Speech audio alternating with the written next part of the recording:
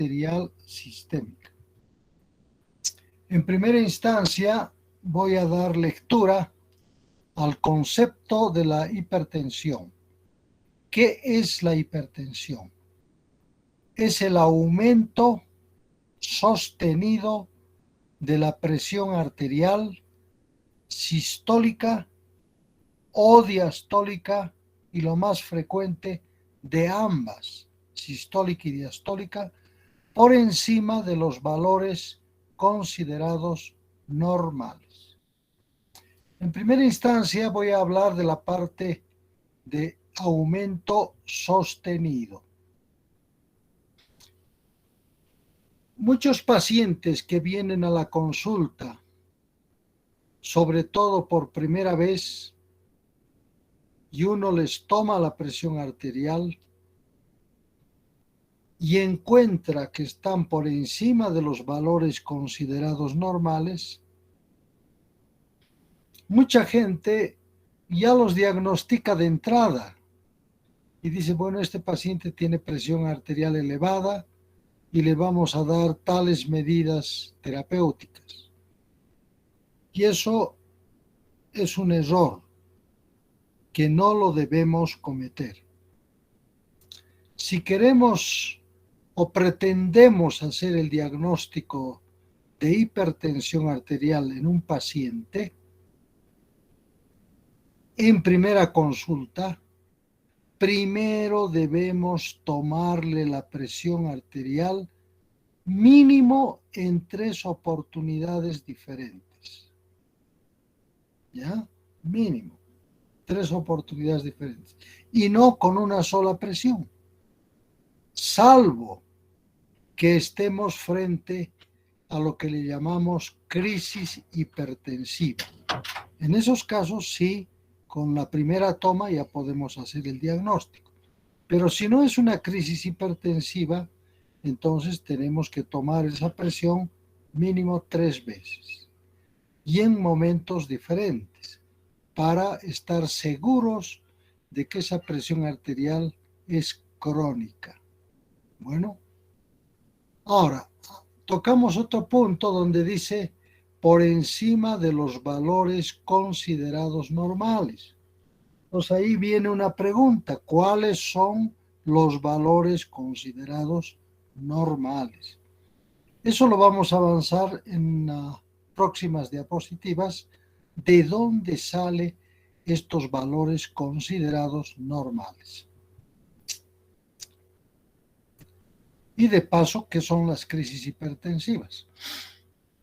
Ahora, en el mundo, no estamos hablando solamente de Bolivia, sino en el mundo, una de las primeras causas de muerte son las enfermedades cardiovasculares. Como pueden ver en esta tabla de encuesta de la Organización Mundial de la Salud, vean cómo el primer lugar lo ocupa las enfermedades cardiovasculares, con un 31%. Si nos preguntamos cuáles son las enfermedades cardiovasculares, respondemos de esta manera. Cardiopatía coronaria, 41,8%. Enfermedad cerebrovascular, o sea, los accidentes vasculares cerebrales, que también se llama, 37,8%. Si suman estas dos enfermedades, cardiopatía coronaria y enfermedad cerebrovascular, aproximadamente vamos a tener 78%, casi 79% de los pacientes, ¿no? Entonces, esa es primera causa de muerte en el mundo. La hipertensión es parte de lo que se llama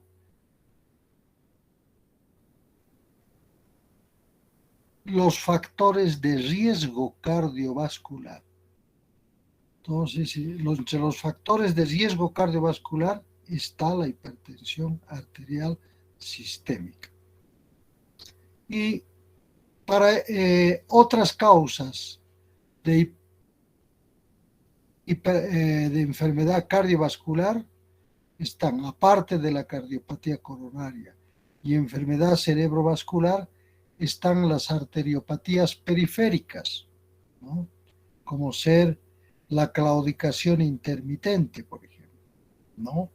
La cardiopatía reumática, que ustedes han avanzado el día lunes o martes, cardiopatía reumática. Las cardiopatías congénitas, las trombosis venosas profundas y embolias pulmonares. Estas 6 se consideran enfermedades cardiovasculares.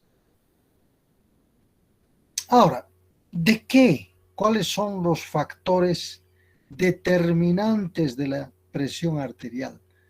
De la presión arterial, ¿de qué depende? Depende de 2 factores. Primero, el gasto cardíaco, o también denominado volumen minuto cardíaco. Y segundo, de la resistencia periférica. Entonces, esos 2 grandes factores, volumen minuto cardíaco y resistencia periférica, van a provocar en un momento dado o van a ser responsables del nivel de la presión arterial, ¿no? Ahora, ese gasto cardíaco corresponde al volumen sistólico, o sea, la cantidad de sangre que eyecta el ventrículo en una sístole, ¿no? Volumen sistólico, multiplicado por la frecuencia cardíaca, o sea, la cantidad de veces que el ventrículo expulsa la sangre. Entonces, volumen sistólico en un latido y frecuencia cardíaca, el número de latidos en un minuto. Ambos van a provocar lo que se llama el gasto cardíaco. Y por otro lado está la resistencia periférica, que depende de qué. Primero depende de la estructura vascular, ¿no? Sobre todo de la estructura vascular a nivel de las arteriolas, a nivel arteriolar.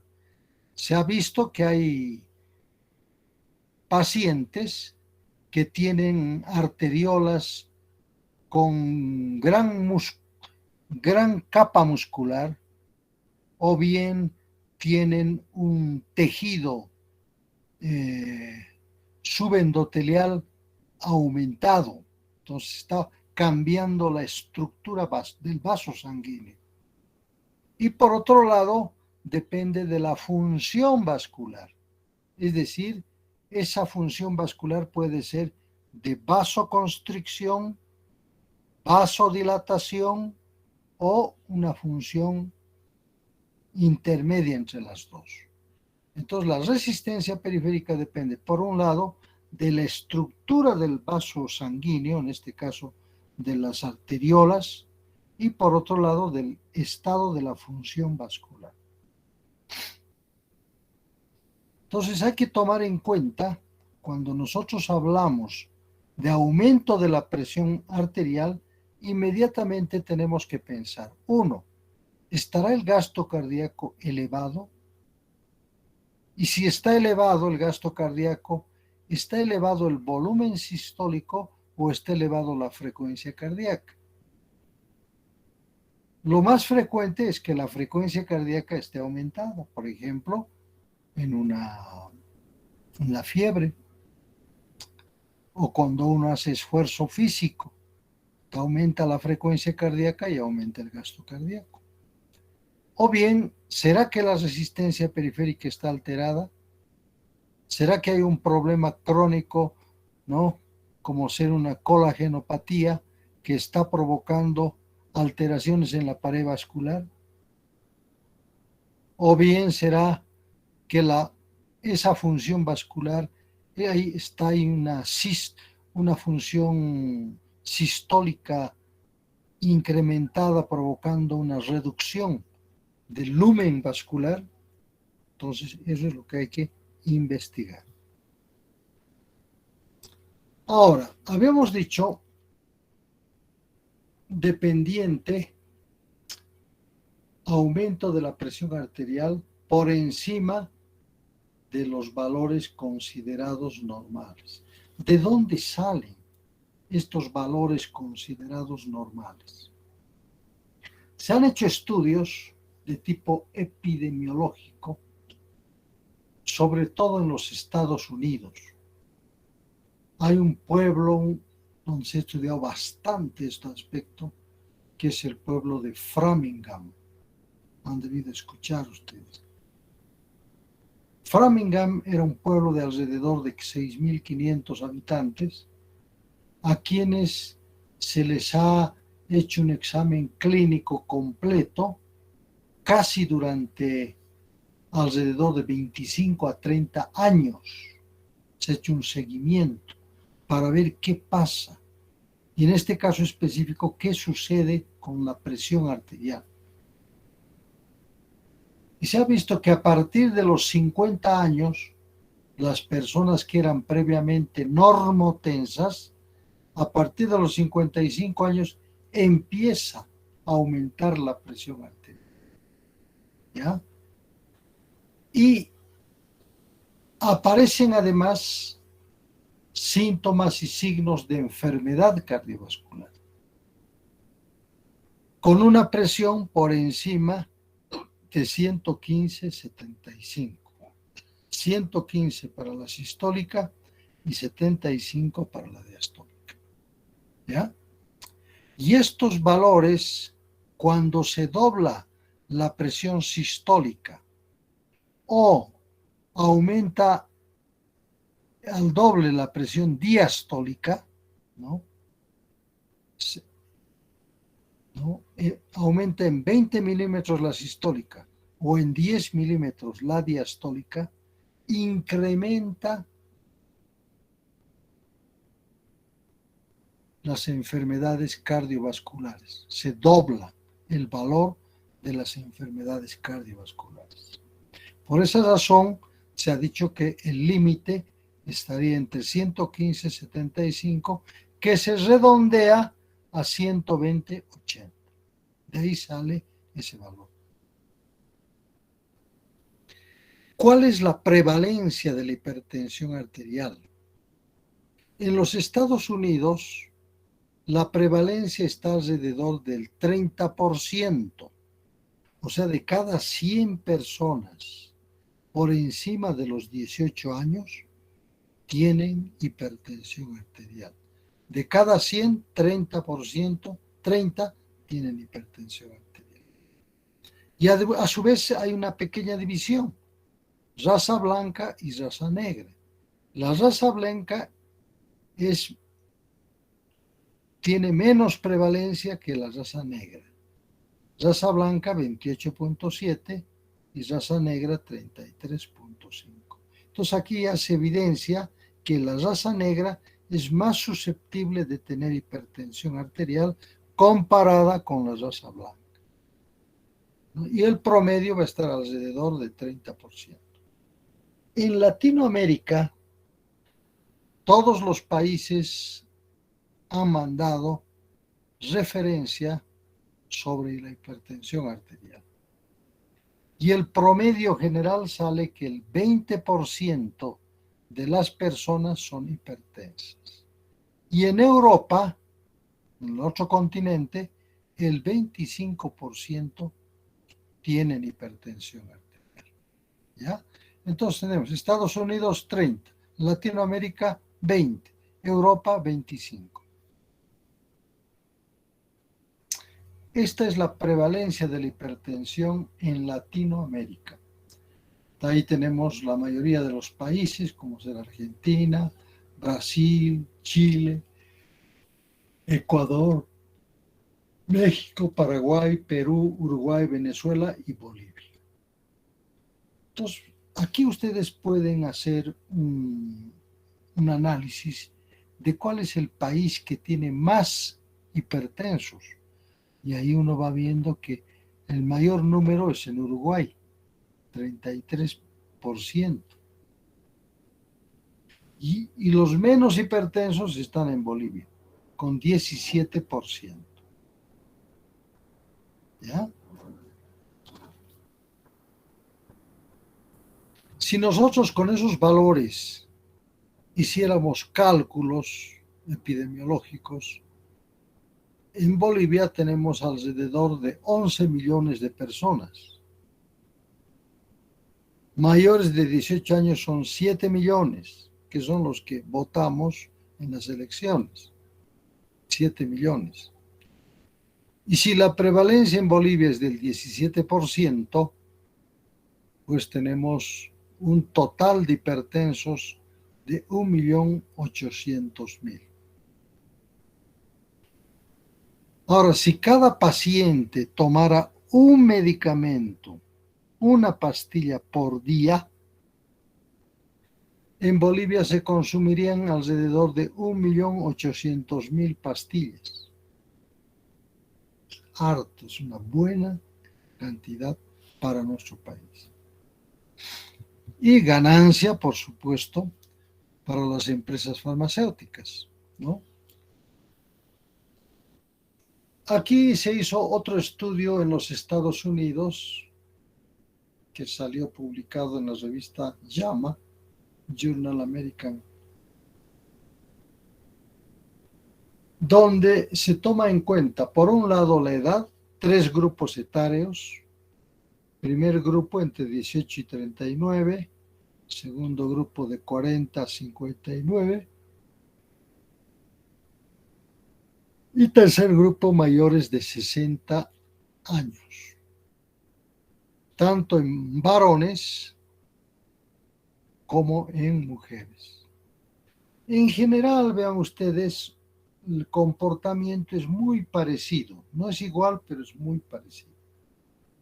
En el sentido de que el grupo etario de 18 a 39 años es el grupo con menos hipertensión.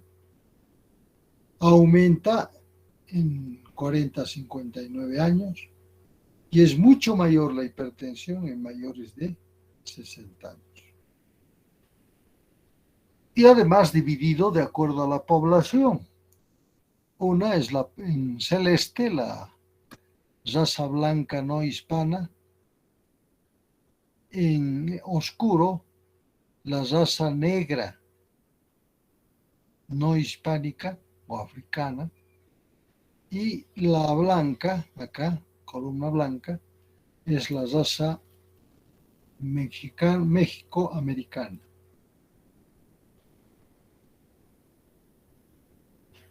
Ahí se puede evidenciar que a medida que aumenta la edad, ¿ya?, incrementa también el número de pacientes hipertensos. Es decir, hay una relación franca entre edad e hipertensión. A mayor edad, mayores posibilidades de tener presión elevada. ¿Ya? Ese es un punto. Segundo punto, que entre ellos, entre estos 3 razas, blanca, negra y mestiza mexicana, diríamos así, ¿no?, entre los 3, la que predomina es la raza negra. Es decir, los negros son más susceptibles a tener hipertensión arterial comparativamente con la gente de raza blanca o la gente de origen mexicano.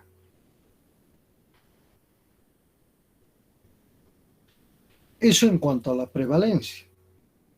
En cuanto a la mortalidad, la muerte en este caso, por enfermedad cardiovascular, se ha tomado en cuenta acá la mortalidad por enfermedad coronaria y aquí la mortalidad por accidente vascular cerebral.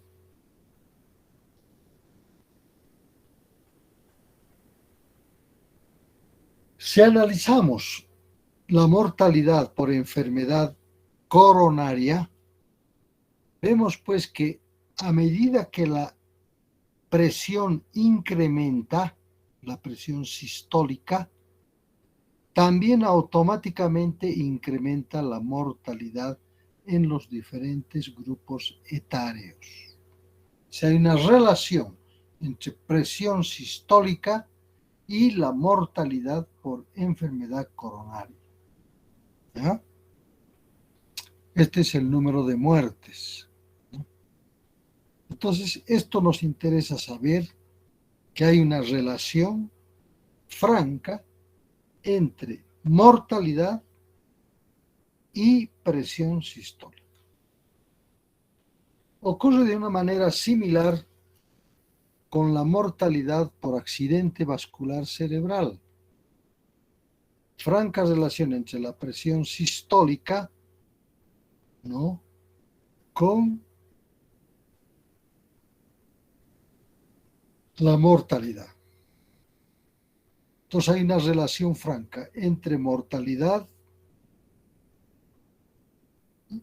y cardiopatía coronaria y la mortalidad y accidente vascular cerebral. Tercer aspecto. ¿Cuánta gente de los hipertensos reciben tratamiento adecuado para hipertensión arterial? Si nos vemos a la tabla, ahí se puede evidenciar que el 24 no se puede ver lo siguiente, que el 30% de los pacientes hipertensos, que está aquí en celeste, el 30%, se descubrió la enfermedad de hipertensión arterial. El 30% no sabía que era hipertensa, sin embargo había sido hipertensa. El 35% sabía que era hipertensa, pero no tomaba ningún medicamento. Entonces estamos dos grupos. Uno es un grupo de gente que sabía que era hipertensa, pero no tomaba medicamento, y el otro es que no sabía que era hipertensa, no tiene por qué tomarlo. Ambas suman el 65%. ¿Qué significa eso? ¿Por qué no tomaban medicamento? ¿O por qué se descubrió recién la hipertensión? Porque muchos casos de hipertensión arterial son asintomáticos, es decir, no se conoce, no dan síntomas. Y si no dan síntomas, lógicamente no van a tomar medicamento. ¿Ya? Y ese es un porcentaje relativamente alto. El 65% de la gente, ¿no?, era asintomática. O sea, de los hipertensos, el 65% son asintomáticos, no tienen síntomas. El 17% era hipertenso, tomaba medicamentos, pero en cantidad insuficiente, seguía la presión elevada.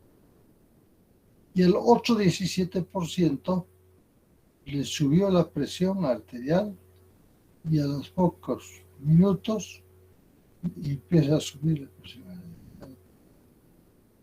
¿No? Entonces todo esto nos hace pensar de que, primero, la hipertensión arterial es una enfermedad silenciosa que no da síntomas. Segundo, que muchos pacientes hipertensos no reciben tratamiento médico.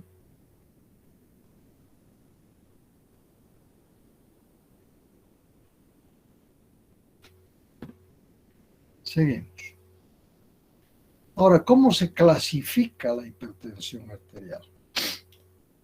Depende. Si yo tomo en cuenta la etiología, o sea, la causa de la hipertensión, según la causa se divide en primaria y secundaria. Según el nivel de la presión arterial, en estadio 1 y estadio 2. y según el grado de urgencia, en urgencia y emergencia hipertensiva. Según la etiología, o sea, la causa de la hipertensión, se divide en primaria y secundaria. Primaria también se denomina idiopática, ¿ya? Es decir, que no se conoce la causa exacta de la hipertensión arterial, que es de origen desconocido. ¿Es multifactorial? Sí, es lo más probable, ¿no? Pero eso ocupa el 90% de los pacientes. O sea, si ustedes ven pacientes de hipertensión arterial, en primera instancia suponer que es una hipertensión primaria.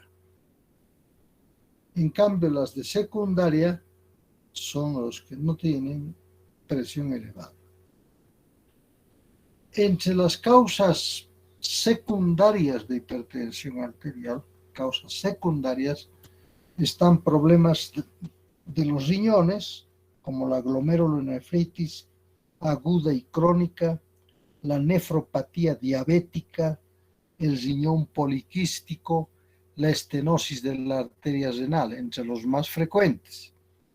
Hay causas también endocrinas, como ser el hiperaldosteronismo, el síndrome de Cushing, el feocromocitoma, la acromegalia y el hipotiroidismo, como causas endocrinas.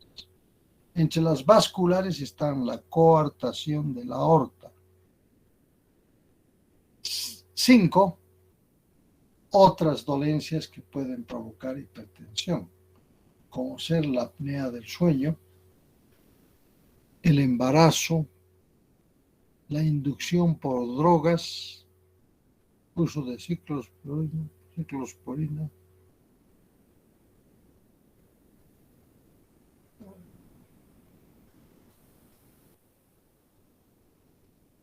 y entre esas inducciones por drogas están ciclosporina, eritropoyetina, anfetaminas y cocaína. ¿Ya? Ahora, según el nivel de presión, se divide en normal, presión menor de 120/80. Hay una etapa intermedia que es la prehipertensión, entre 120 y 139 para la sistólica, 80-89 para la diastólica. Estadio 1, 140 a 159 y diastólica 90 a 99. Y el estadio 2, mayor de 160 y la diastólica mayor de 100. Y la hipertensión sistólica aislada, hay un aumento de presión aumentada con un valor de 90 de presión sistólica. Entonces, esta tablita que parece un poco complicada y difícil es relativamente simple, partiendo del principio de 120/80. Si usted aumenta en 20 milímetros la sistólica y de 10 milímetros la diastólica, ahí tienen los valores del rango, 120 a 139, o sea, son 20 milímetros. 140 a 159, otros 20. Mayor de 160, mayor de 140. Y la diastólica de 10 en 10, 80 a 89, 90 a 99, mayor de 100 y menor de 90. Solamente está elevada la presión sistólica. Tercer acápite. Según el grado de la presión arterial, tenemos lo que se denomina la crisis hipertensiva. El aumento súbito de la presión arterial por encima de 180 milímetros de mercurio la sistólica y 120 milímetros la diastólica. mayores de 180 la sistólica y mayor de 120 la diastólica. En estos casos, consideramos a la hipertensión, ¿no?, y dividimos en dos, según su forma de presentación, en urgencia hipertensiva y emergencia hipertensiva. Veamos cuál es la diferencia entre las dos, entre urgencia y emergencia. La urgencia hipertensiva presentan estos valores de presión señalados, pero donde hay un daño leve en órgano blanco.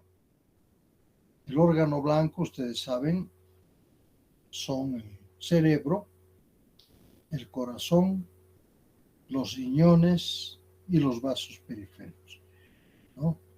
Entonces son hipertensos con presiones diastólicas superior a 120 milímetros de mercurio, pero daño leve en los órganos blancos, por eso es oligosintomático.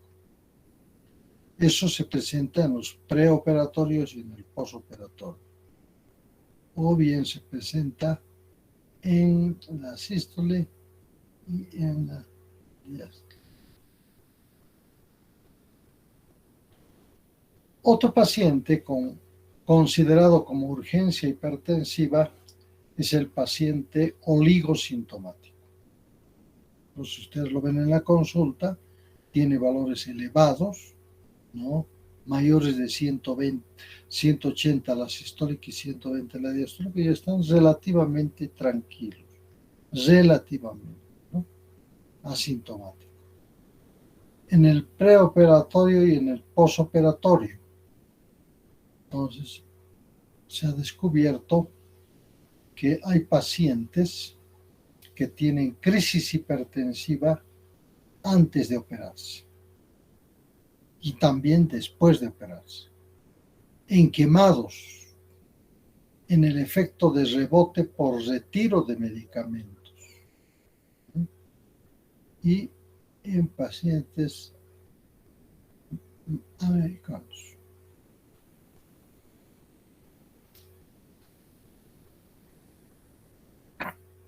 Y otro considerado como urgencia es la preeclampsia, o sea, antes de la eclampsia, antes de las convulsiones.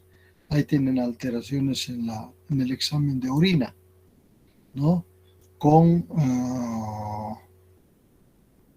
aumento en la eliminación de proteínas. En cambio, en la emergencia hipertensiva, tiene valores elevados de 180, 120, pero donde hay daño agudo del órgano blanco. Y al haber daño agudo de órgano blanco, hay peligro de vida de ese paciente. Si no hacemos nada, ese paciente se va a morir. Ahí están la hipertensión maligna con edema de papila, la crisis hipertensiva con encefalopatía, la crisis hipertensiva con edema agudo de pulmón, la crisis hipertensiva con síndrome coronario agudo, la crisis hipertensiva con aneurisma disecante de la aorta, la crisis hipertensiva con accidente vascular cerebral, la crisis hipertensiva con eclampsia y la crisis hipertensiva y abuso de cocaína. Entonces hay que tomar muy en cuenta estos datos cuando encontremos pacientes que tienen crisis hipertensiva del tipo de la emergencia hipertensiva. En estos casos, como hay daño agudo de órgano blanco y peligro de vida, debemos bajarle la presión arterial en el menor tiempo posible, rápidamente. En cambio, en la urgencia tenemos, como es alteración leve del órgano blanco, entonces tenemos tiempo para bajarle la presión. Se dice que es un tiempo de 24 horas, óptimo, ¿ya? En cambio aquí no, tenemos que bajarle inmediatamente. Y hay ahí crisis, emergencia hipertensiva del tipo de la crisis con abuso de cocaína. Bueno, con todo lo señalado, ya podemos hacer el diagnóstico de un paciente con hipertensión arterial sistémica. ¿Qué más podemos hacer? Tenemos que buscar qué factores de riesgo acompañan a la hipertensión arterial. ¿Cuáles son los factores de riesgo?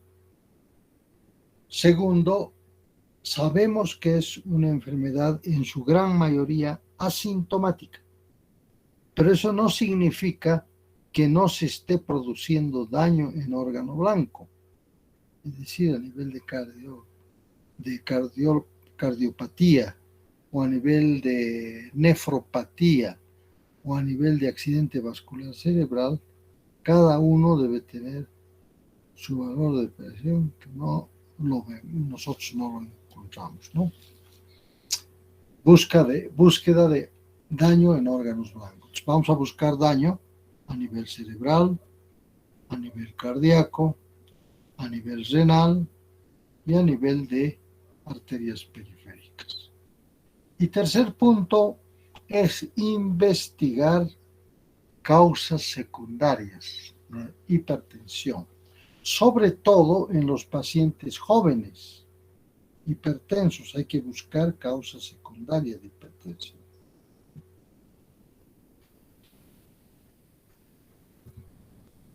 Ahora, ¿cuáles son los factores de riesgo cardiovascular? Entre los factores de riesgo cardiovascular en la hipertensión tenemos la diabetes,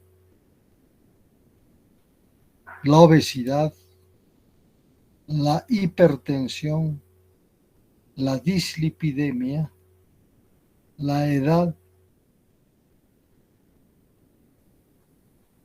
los antecedentes familiares, el sedentarismo y el consumo de tabaco. Entonces, en todo paciente hipertenso que ustedes diagnostiquen, deben preguntar al paciente estos factores de riesgo: diabetes, obesidad, hipertensión, dislipidemia, edad, antecedentes familiares, ateroscleróticos, ¿no? Entonces, hay que buscar. El paciente no les va a decir, no, yo tengo diabetes, o yo no hago ejercicio, o no fumo de vez en cuando. Pues todos esos datos de factores de riesgo tienen que ser tomados en cuenta. Entonces, hipertensión es el nombre. El apellido sería factores de riesgo: hipertensión más diabetes, hipertensión más exceso de consumo de tabaco. Eso, nombre, apellido estamos buscando. Ahora, desde el punto de vista clínico, en una anamnesis, ¿cuáles son los síntomas que puede presentar un paciente hipertenso? Esos síntomas están de acuerdo con el órgano blanco afectado, ¿ya? Si está afectado, por decir, el cerebro, los síntomas más frecuentes serán la cefalea, dolor de cabeza persistente, la presencia de mareos, de desorientación, convulsiones, visión borrosa, ataxia y hasta hemiplegia. Entonces, esos son los principales síntomas de la hipertensión cerebral cuando ataca al cerebro. Cuando ataca al corazón, estará presente la disnea, el dolor precordial, ¿no? La disnea,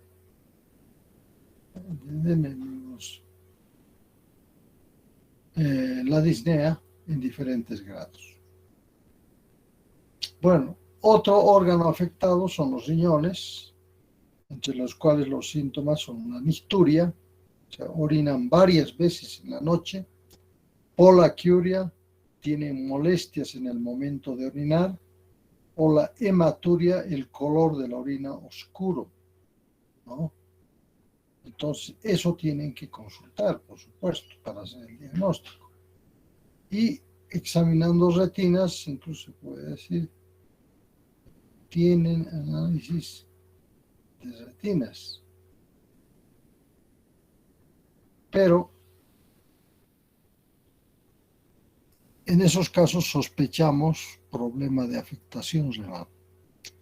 En retina, en el examen de fondo de ojo, se pueden ver alteraciones en la visión, ¿no? Y pueden definir los grados de alteración de la retina de acuerdo a la clasificación de Kate, ¿no? Y finalmente afectación de los vasos periféricos, sobre todo la impotencia sexual, la claudicación intermitente. 4, tenemos ahí el enfriamiento de los pies. Entonces vean cómo cada órgano afectado puede dar una sintomatología diferente que nosotros podemos obtener e indicar.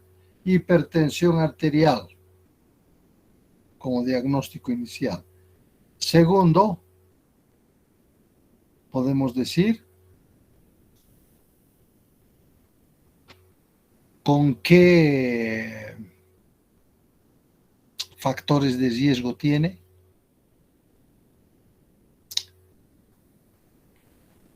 ¿Cuáles son los daños de órgano blanco? Si es primaria o secundaria. En cuanto a exámenes de laboratorio, estos son los exámenes básicos que debemos pedir en el paciente hipertenso. Primero, un análisis de orina, seguido de un hemograma, creatinina, glicemia, colesterol HDL, LDL, luego potasio y calcio, niveles de potasio y calcio, y electrocardiograma. Con todos estos datos, sobre todo los datos de nivel de la presión arterial, los datos de compromiso de los órganos blancos, luego los factores de riesgo, nos podemos armar nuestra tablita de estratificación de riesgo y de tratamiento. Entonces tenemos 4 columnas. La primera columna es el estadio de la presión arterial. Entonces tenemos normal alta o prehipertensión, estadio 1 y estadio 2. ¿Ve? Y de acuerdo al riesgo tenemos grupo A, grupo B y grupo C. En el grupo A no hay factores de riesgo acompañantes. En el grupo B hay 1 a 2 factores de riesgo. En el grupo C hay 3 o más factores de riesgo. Luego tenemos lesiones de órgano blanco o enfermedad cardiovascular, no tienen. No hay lesión de órgano blanco ni enfermedad cardiovascular en el grupo A. En el grupo B no hay tampoco lesión de órgano blanco y enfermedad cardiovascular. Y en el grupo C sí hay lesión de órgano blanco, enfermedad cardiovascular, ¿no? Y finalmente, diabetes, que el paciente en el grupo A no tiene diabetes. En el segundo caso, grupo B, tampoco tiene diabetes. En el grupo 3, de la diabetes, presencia de diabetes. Entonces, vean cómo aquí estamos tomando en cuenta. Primero, los factores de riesgo. Segundo, la lesión de órgano blanco y enfermedad cardiovascular. Y tercero, la presencia o no de diabetes. Entonces, de ahí ya vemos cómo vamos a hacer el tratamiento. Primero, todos los pacientes que estén en el grupo C de riesgo, puede ser presión normal alta o prehipertensión. Puede ser hipertensión estadio 1, hipertensión estadio 2, tienen que recibir tratamiento farmacológico.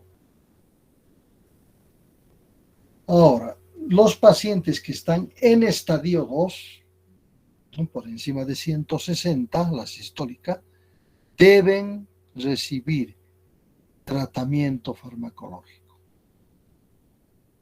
Los dos tipos de pacientes deben recibir tratamiento farmacológico. Uno, los que tengan más estadio 2. Y segundo, los que tengan grupo C, sea diabetes, sea lesiones de órgano blanco o factores de riesgo más de 3.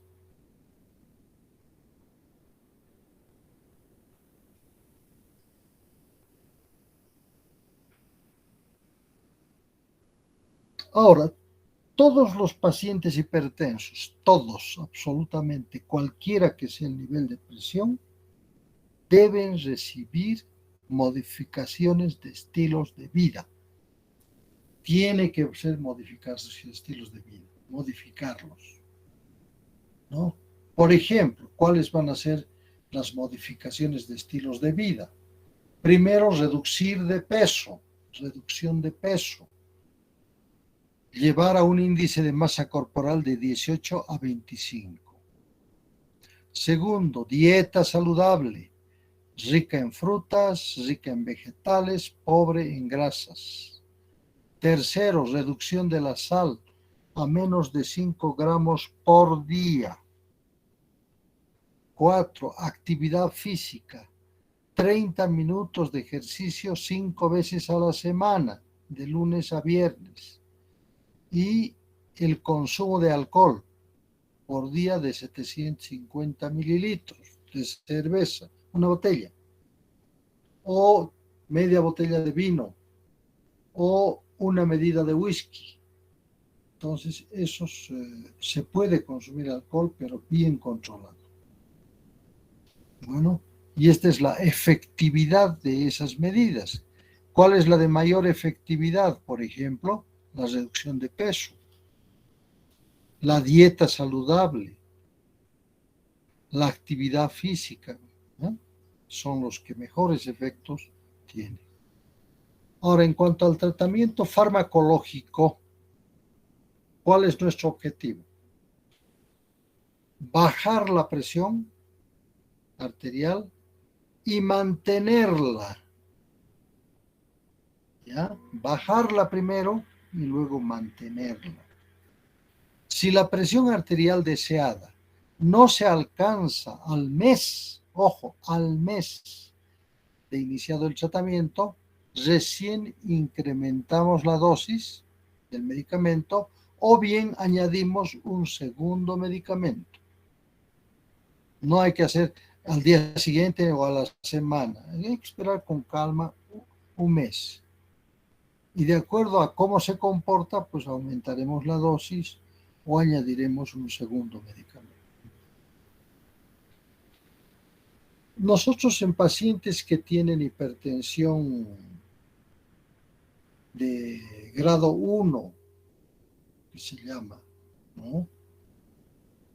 Grado 1, o presión arterial, queremos saber cuál es el efecto de los medicamentos.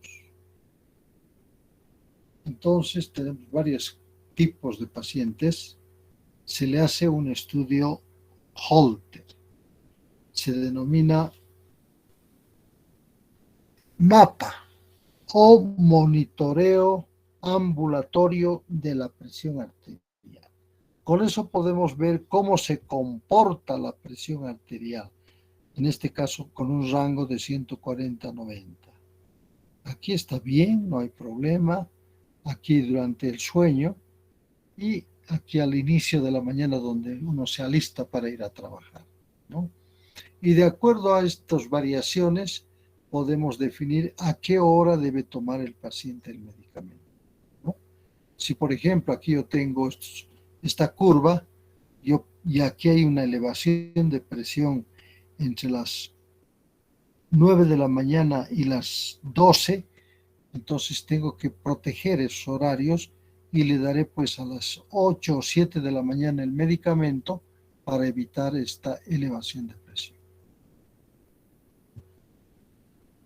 Bueno, finalmente tenemos las recomendaciones de tratamiento de acuerdo a la edad y a la enfermedad añadida, de acuerdo al octavo consenso, ¿ya? Que es el octavo consenso, es el número de reuniones que han tenido los especialistas en hipertensión arterial. Primera recomendación: si estamos con una población general mayor de 60 años, debemos recomendar tratamiento farmacológico si la presión está superior a 150 milímetros de mercurio la presión sistólica o 90 la presión diastólica. 150-90. Por encima de eso, recomendamos dar tratamiento farmacológico. ¿Para qué? Para llevarlo a menos de 150-90. Segunda recomendación: en población general menor de 60, la otra era mayor de 60.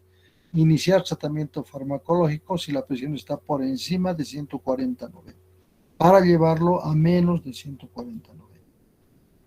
¿Ya? En población mayor de 18 años ya, con enfermedad renal crónica o diabético, debemos recomendar bajar de presión si la presión está mayor de 140-90, para alcanzar una presión menor de 140-90. ¿Ya? En cuanto a medicamentos recomendados, hay grupos de medicamentos, ¿no? Hay en general 4 grupos, hasta 5 grupos, diré yo. ¿Ya? Aquí falta el grupo de los beta bloqueadores. Hay también otro grupo de los alfa bloqueadores, pero estos son los más usados. Diuréticos de tipo tiazida. Ahí no está, en ese grupo tiazida está la hidroclorotiazida. Calcio antagonistas del calcio. Los IECAS, enfermedad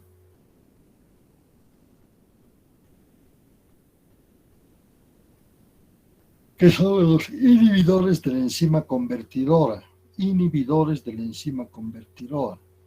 ¿no? Y los bloqueantes de ARA2.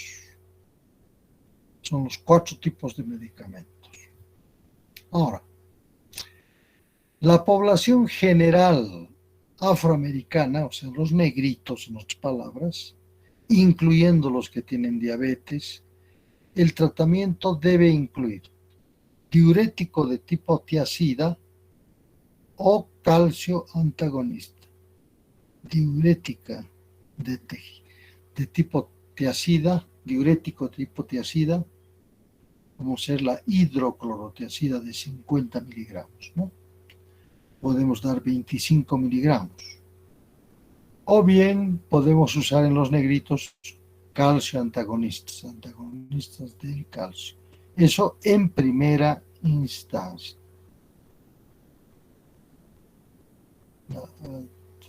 3.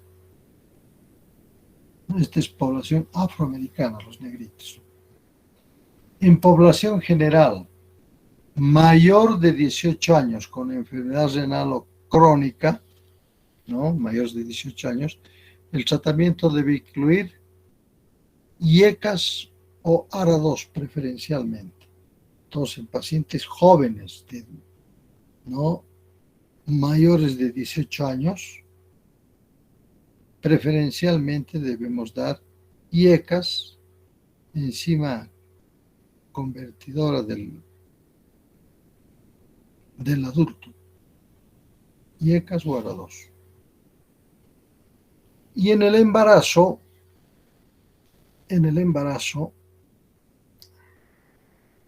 el medicamento indicado es la alfa-metildopa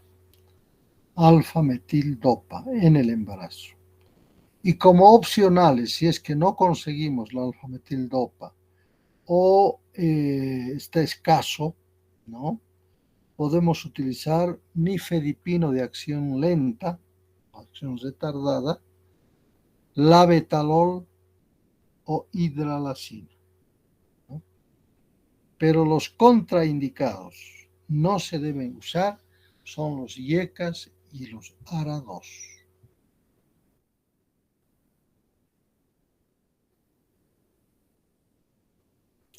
Ahora, en población general no afroamericana, no negritos, sino blancos, mestizos, todo eso, y que tienen diabetes, tratamiento pueden usar diuréticos de potasida, pueden usar calcio antagonistas, pueden usar IECAS o pueden bloqueantes de ARA2, cualquiera de ellos. Es más liberal el tratamiento. ¿No? Con eso hemos terminado el tema de hipertensión arterial sistémica.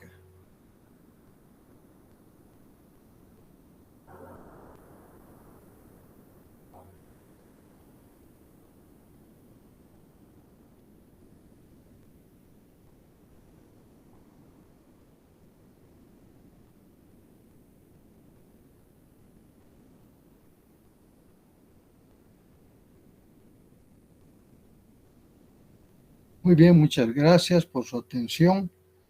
Ya la próxima semana hablaremos sobre el tema de angina de pecho y la subsiguiente síndrome coronario agudo.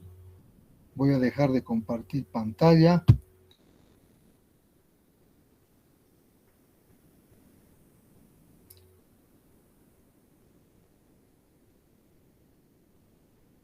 Serían dos como información. La primera, que estoy haciendo una encuesta que les voy a hacer llegar a través de su representante Vázquez,